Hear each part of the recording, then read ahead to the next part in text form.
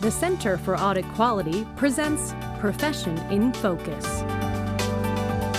Hello, I'm Cindy Fernelli, the Executive Director of the Center for Audit Quality, and I'm pleased to welcome you today to this edition of Profession in Focus.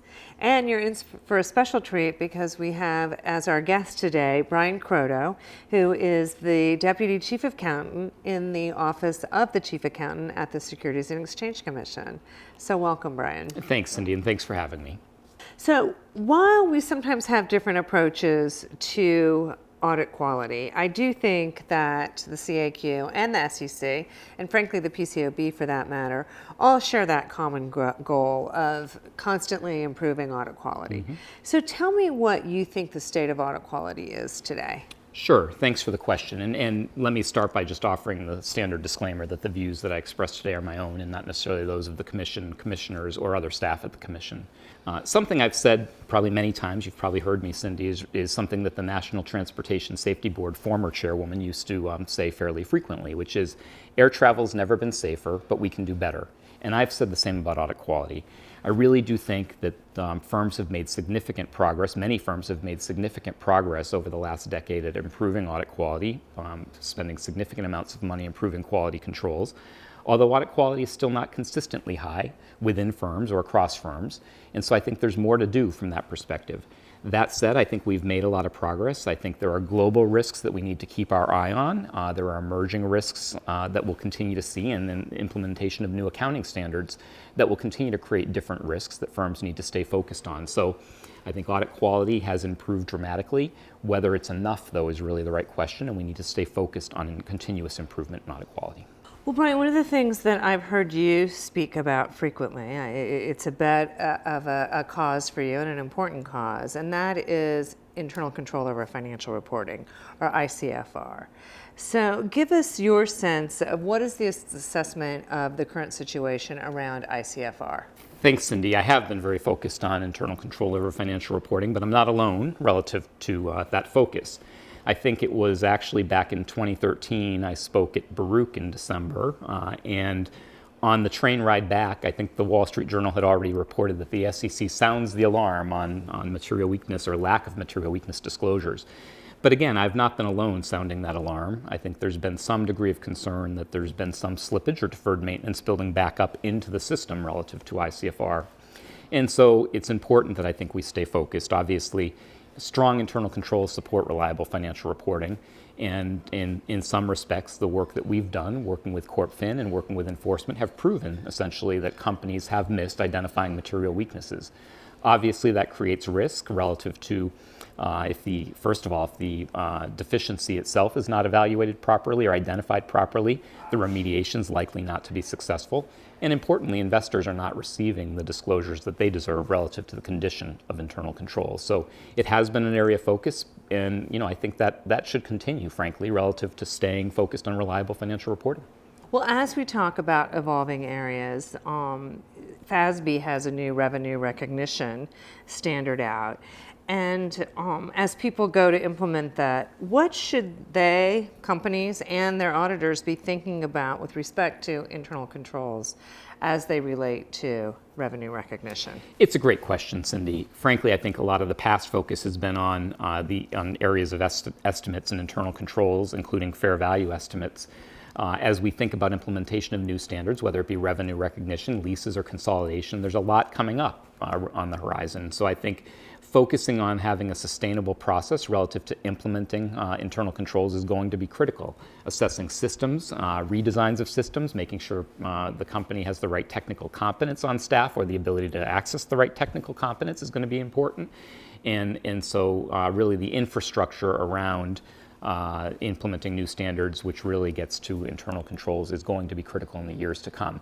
Certainly, we wouldn't want to see companies have to redo, essentially restate and implement twice, and so getting it right the first time is very important to investors. So I'm going to switch gears a little bit. In the last year or so, there's been a lot of focus on the work and the role of audit committees. Yeah. We've heard Chair White talk about it. The SEC over the summer issued a concept release about audit committee disclosures, and they are an important piece of audit quality. We've always maintained that a strong audit committee is a key component Absolutely, yep. of audit quality. So what can we expect to see from the SEC related to audit committees in the near future?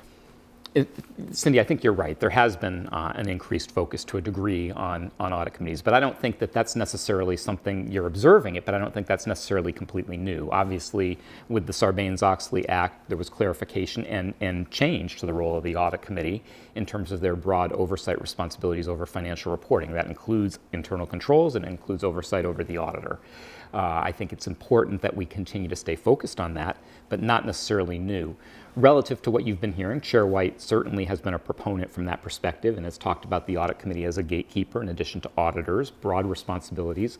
The concept release that you referenced is one relative to audit committee disclosures and the potential for the commission to think about improving the disclosures that investors are receiving today relative to the work of the audit committee. I think the genesis of that is really thinking that while we have the audit committee charter that's available and we understand what the responsibilities are of audit committees, we don't necessarily see a lot of disclosure or consistently a lot of disclosure about how the audit committee executes their responsibilities. And so that concept release really focused on whether we could improve disclosures in that space. I'm glad to see that we do see some voluntary disclosures today that are continuing to emerge that better describe the role that the audit committee is playing and how they've discharged their responsibilities. But I'm hopeful that we'll continue to see more voluntary disclosure and hopefully additional commission interest in advancing that project. Excellent. So more to come. Yeah. Now, I have one final question for you. As I was thinking about this interview, it occurred to me that you've been at the Commission for 6 years now. Mm-hmm. So that's a good chunk of time, and a lot has happened over that 6 years. So tell me what's different today than when you started 6 years ago. And I know this is your second tour at the SEC. And then also what you see coming up on the horizon. Thanks, Cindy. You're right. It's certainly, it's been a good run. It's been a good 6 years. I've said many times that I'm not sure anyone should do this job for more than 5, but I'm still at it. Frankly, a lot has changed, I think, in the time that I've been in the role.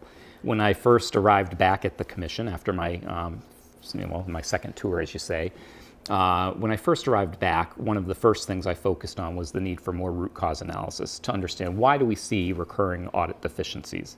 If the profession wasn't going to on their own figure out what the root causes were, the regulators would have to do it. And so really encouraged firms and the PCAOB to have some incremental focus on root cause analysis. I've seen significant change in that regard. Firms have invested significantly in this effort. The PCAOB has invested in this effort, and I think it's yielding important benefits. One of the things I also talked about in those early years was the importance of an audit performance feedback loop that includes the PCAOB considering all the information they've learned through the inspection process, enforcement, and otherwise, and having that contribute really to the standard setting effort. While I think some of the progress has been slow in that regard, I'm glad to see that the PCAOB is engaged a consultant relative to improving their standard setting function.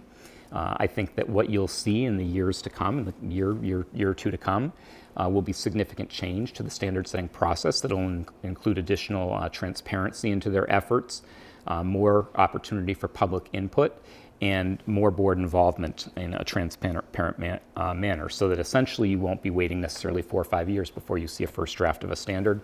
There'll be opportunity for public input along the way.